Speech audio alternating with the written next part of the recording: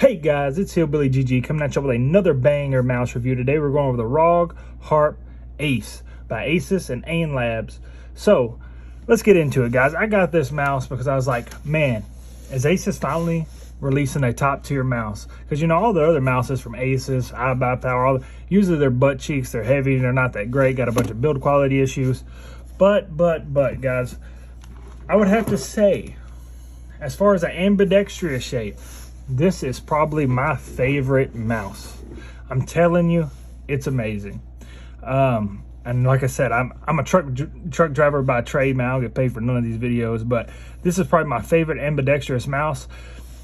It's got a kind of a weird shape, man. It's kind of like a G Pro super light meets a FK, not really an FK, but the button height's a little bit lower. It's a little bit wider than the G Pro, not by much. I will say it is suited better for bigger hands, but it's not as wide as like an In-Game Gear or like an Atlantis. But I mean, it feels fantastic in hand. I really like it. So let's get into the specs here. It's got the Rog micro switches are what they're calling them. I mean, they sound and feel amazing. Great scroll wheel, great side buttons.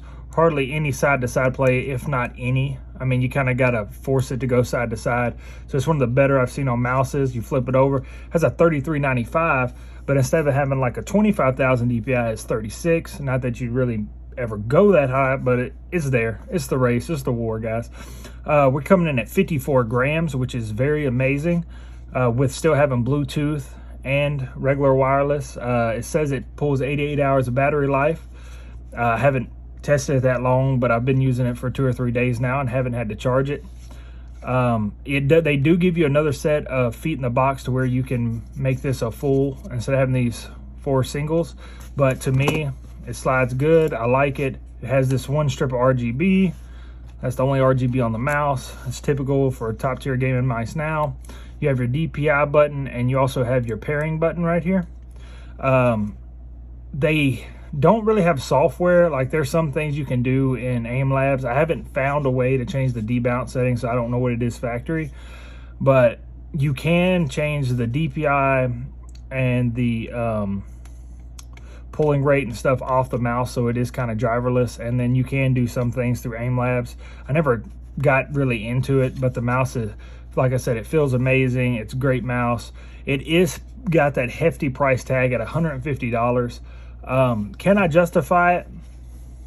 Maybe, because I still think for the typical person that's going to use this mouse, I like it, but not too many people with big hands, like, you know, ambidextrous shapes.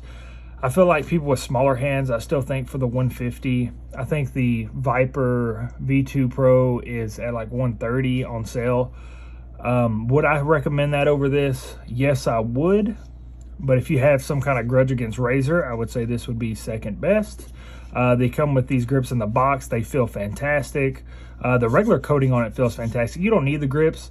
It has like a matte rough coating on it, and I just always use the grips in the box just to test them out. But grips, no grips, it feels fantastic. Like I said, battery life's 88 hours. $33.95. I mean, what else can I say about this mouse? Would I pick this over X2, Pulsar X2? Probably the normal consumer that's just buying one mouse and done, probably not. I would still pick the X2. I mean, the X2 is $94 and the X2 is very good. So this is like a hard market for me. I feel like this mouse should have came out at like 120 and then I would probably recommend it. But at 150, man, it's kind of hard to justify it. It's like I said, it's a good mouse, but all these mice coming out these days are very fantastic. So I wouldn't go crazy just because it says 36 DPI. I mean, when it comes to the new Razer sensor, the Death Adder V3 Pro, the Lamzu, the GPX, I mean, you're not going to notice it. If people say they can notice it, they're crazy in their mind.